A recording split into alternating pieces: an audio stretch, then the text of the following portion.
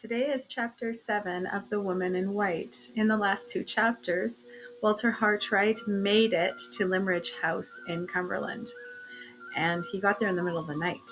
The next morning, he meets Marion Halcombe, and Marion is an interesting person. She's described by himself at first as ugly, but then he soon realizes that she's quite graceful in her own way, and I think he probably regrets having said that.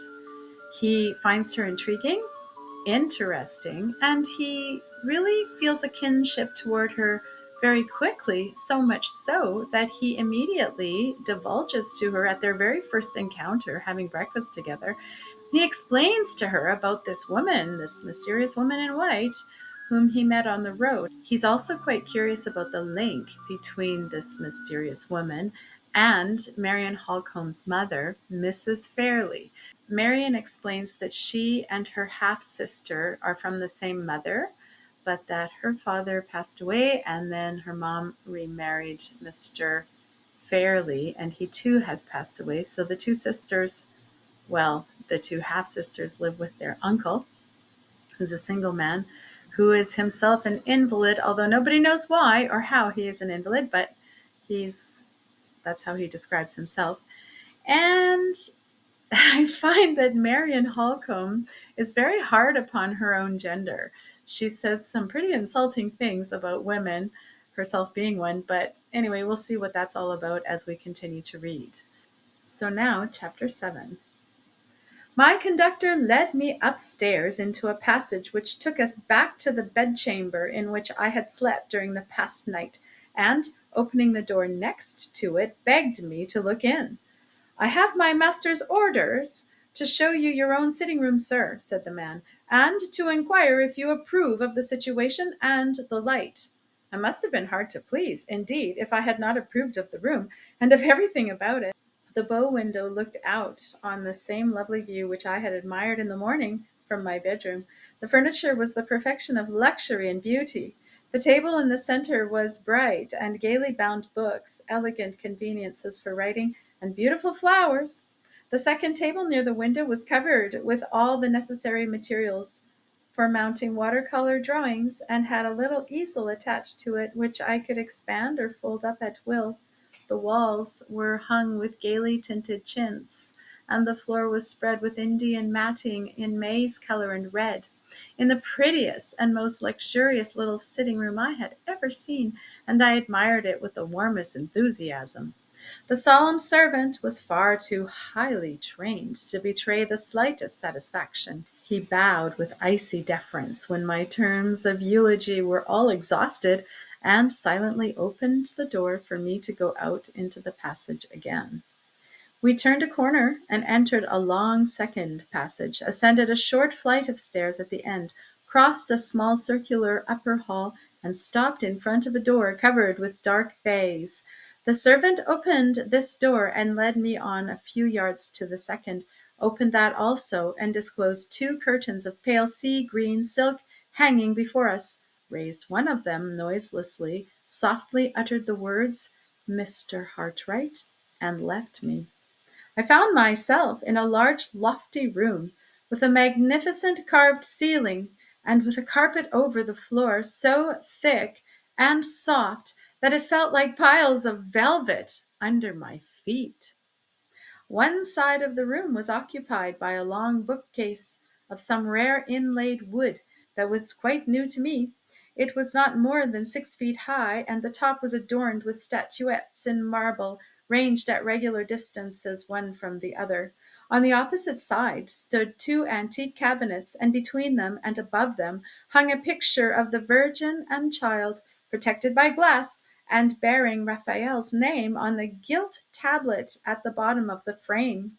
On my right hand and on my left, as I stood inside the door, were chiffoniers and little stands in buhl and marqueterie, loaded with figures in Dresden china, with rare vases, ivory ornaments, and toys and curiosities that sparkled at all points with gold, silver, and precious stones.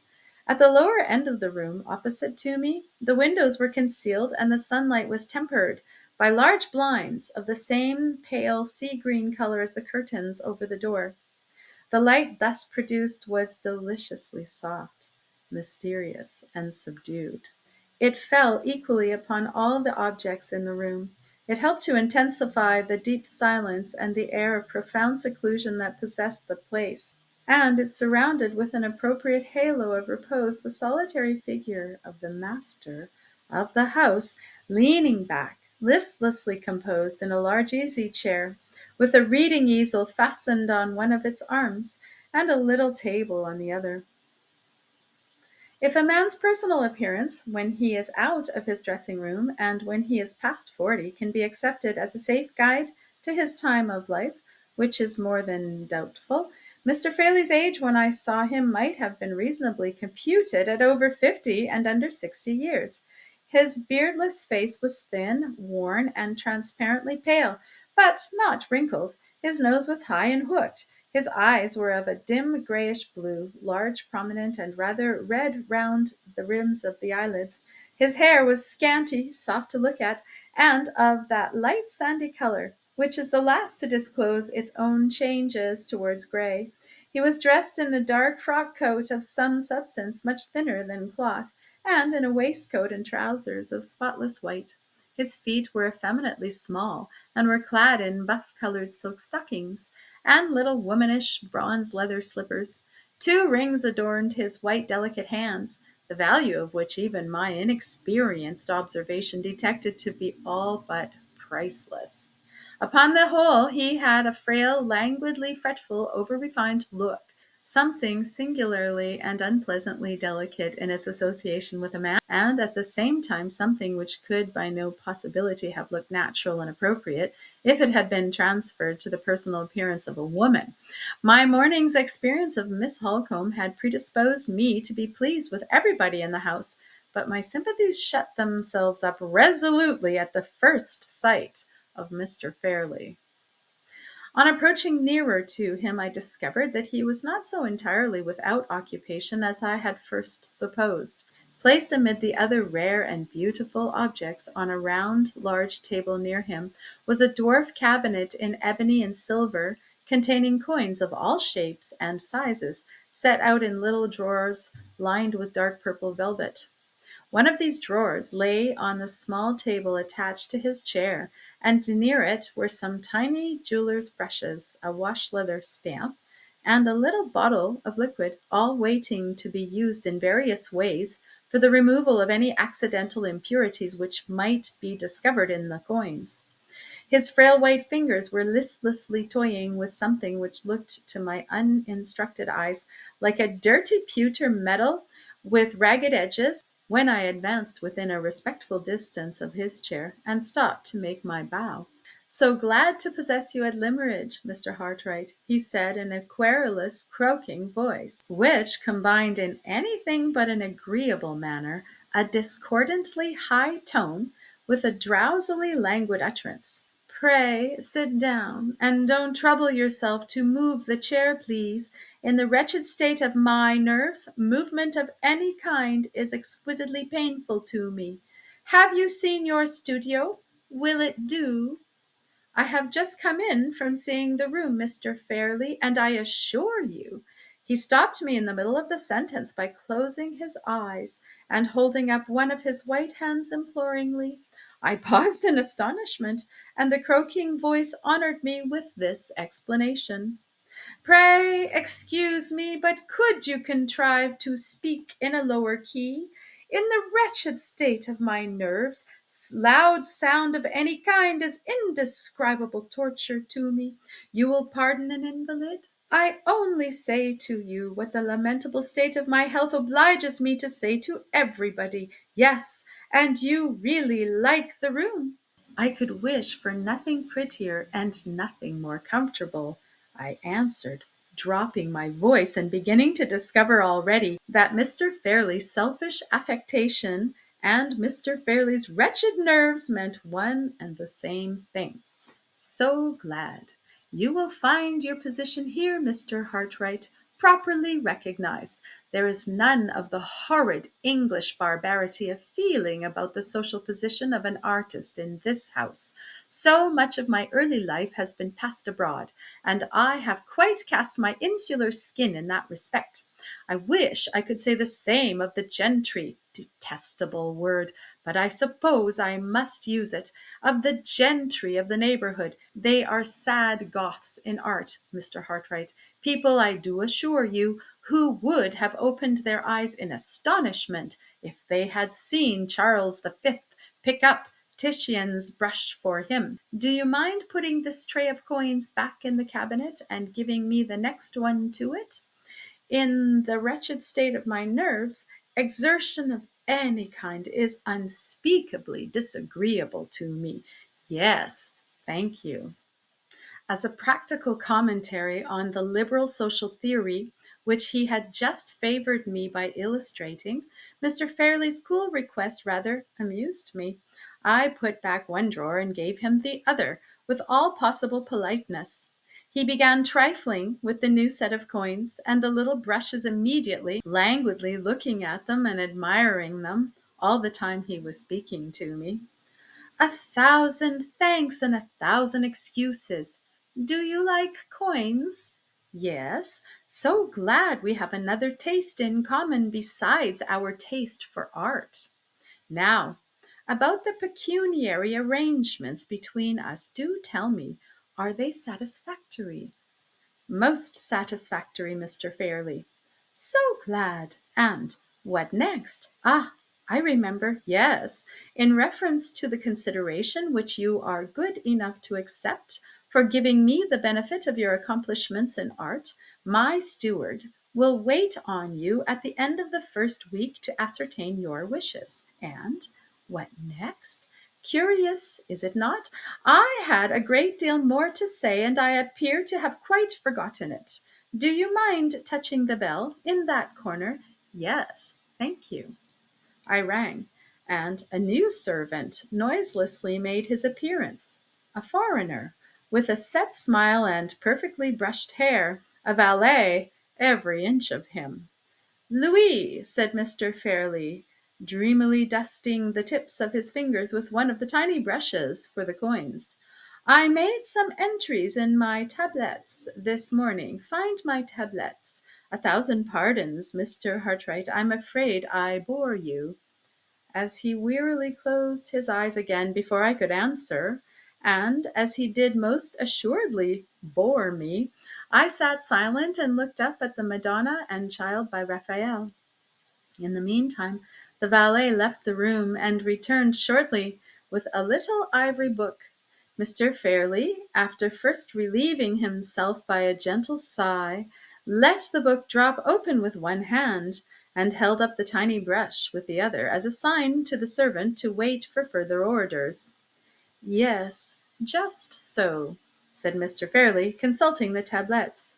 Louis, take down that portfolio. He pointed as he spoke to several portfolios placed near the window on mahogany stands. No, not the one with the green back. That contains my Rembrandt etchings. Mr. Hartright, do you like etchings? Yes, so glad we have another taste in common. The portfolio with the red back, Louis. Don't drop it. You have no idea of the tortures I should suffer, Mr. Hartright, if Louis dropped that portfolio. Is it safe on the chair?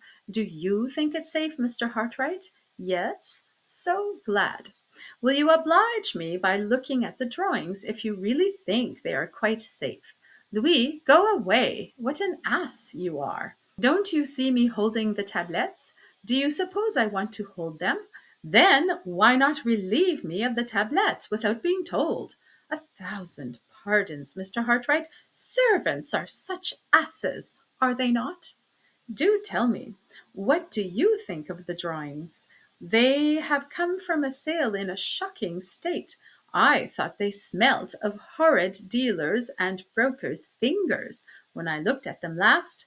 Can you undertake them? although my nerves were not delicate enough to detect the odor of plebeian fingers, which had offended Mr. Fairlie's nostrils, my taste was sufficiently educated to enable me to appreciate the value of the drawings when I turned them over. They were, for the most part, really fine specimens of English watercolor art, and they had deserved much better treatment at the hands of their former possessor than they appeared to have received. The drawings, I answered, require careful straining and mounting, and in my opinion, they are well worth— I beg your pardon, interposed Mr. Fairlie. Do you mind my closing my eyes while you speak? Even this light is too much for them. Yes? I was about to say that the drawings are well worth all the time and trouble. Mr. Fairlie suddenly opened his eyes again and rolled them with an expression of helpless alarm at the direction of the window. I entreat you to excuse me, Mr. Hartright, he said in a feeble flutter, but surely I hear some horrid children in the garden, my private garden below. I can't say, Mr. Fairlie, I heard nothing myself. Oblige me. You have been so very good in humoring my poor nerves. Oblige me by lifting up the corner of the blind. Don't let the sun in on me, Mr. Hartright. Have you got the blind up? Yes. Then you will be so very kind as to look into the garden and make quite sure. I complied with this new request. The garden was carefully walled in all round. Not a human creature, large or small, appeared in any part of the sacred seclusion. I reported that gratifying fact to Mr. Fairlie. A thousand thanks. My fancy, I suppose. There are no children, thank heaven, in the house, but the servants, persons born without nerves, will encourage the children from the village. Such brats! Oh, dear me, such brats! Shall I confess it, Mr. Hartright? I sadly want a reform in the construction of children. Nature's only idea seems to be to make them machines for the production of incessant noise. Surely our delightful Raffaello's conception is infinitely preferable. He pointed to the picture of the Madonna, the upper part of which represented the conventional cherubs of Italian art, celestially provided with sitting accommodation for their chins on balloons of buff-colored cloud. Quite a model family, said Mr. Fairlie, leering at the cherubs. Such nice round faces, such nice soft wings, and nothing else. No dirty little legs to run about on, no noisy little lungs to scream with. How immeasurably superior to the existing construction. I will close my eyes again, if you will allow me, and you really can manage the drawings? So glad. Is there anything else to settle? If there is, I think I have forgotten it. Shall we ring for Louis again? Being by this time quite as anxious on my side as Mr. Fairlie evidently was on his to bring the interview to a speedy conclusion, I thought I would try to render the summoning of the servant unnecessary by offering the requisite suggestion on my own responsibility. The only point, Mr. Fairlie, that remains to be discussed, I said, refers, I think, to the instruction in sketching, which I am engaged to communicate to the two young ladies. Ah, just so, said Mr. Fairlie. I wish I felt strong enough to go into that part of the arrangement, but I don't. The ladies who profit by your kind services, Mr. Hartright, must settle and decide and so on for themselves. My niece is fond of your charming art. She knows just enough about it to be conscious of her own sad defects. Please take pains with her. Yes. Is there anything else? No. We quite understand each other, don't we? I have no right to detain you any longer from your delightful pursuit, have I? So pleasant to have settled everything, such a sensible relief to have done business. Do you mind ringing for Louis to carry the portfolio to your own room? I will carry it there myself, Mr. Fairlie, if you will allow me. Will you really? Are you strong enough? How nice to be so strong. Are you sure you won't drop it? So glad to possess you here at Limmeridge, Mr. Hartright. I am such a sufferer that I can hardly dare to enjoy much of your society. Would you mind taking great pains not to let the doors bang And not to drop the portfolio. Thank you. Gently with the curtains, please. The slightest noise from them goes through me like a knife. Yes, good morning. When the sea green curtains were closed and when the two baize doors were shut behind me, I stopped for a moment in the little circular hall beyond and drew a long, luxurious breath of relief. It was like coming to the surface of the water after deep diving to find myself once more on the outside of Mr. Fairlie's room. As soon as I was comfortably established for the morning in my pretty little studio, the first resolution at which I arrived was to turn my steps no more in the direction of the apartments occupied by the master of the house, except in the very improbable event of his honoring me with a special invitation to pay him another visit. Having settled this satisfactory plan of future conduct in reference to Mr. Fairlie, I soon recovered the serenity of temper of which my employer's haughty familiarity and impudent politeness had for the moment deprived me. The remaining hours of the morning passed away pleasantly enough in looking over the drawings, arranging them in sets, trimming their ragged edges, and accomplishing the other necessary preparations in anticipation of the business of mounting them. I ought perhaps to have made more progress than this, but as the luncheon time grew near, I grew restless and unsettled and felt unable to fix my attention on work, even though that work was only of the humble manual kind. At 2 o'clock, I descended again to the breakfast room, a little anxiously. Expectations of some interest were connected with my approaching reappearance in that part of the house. My introduction to Miss Fairlie was now close at hand, and if Miss Holcomb's search through her mother's letters had produced the result which she had anticipated, the time had come for clearing up the mystery of the woman in white. End of chapter 7.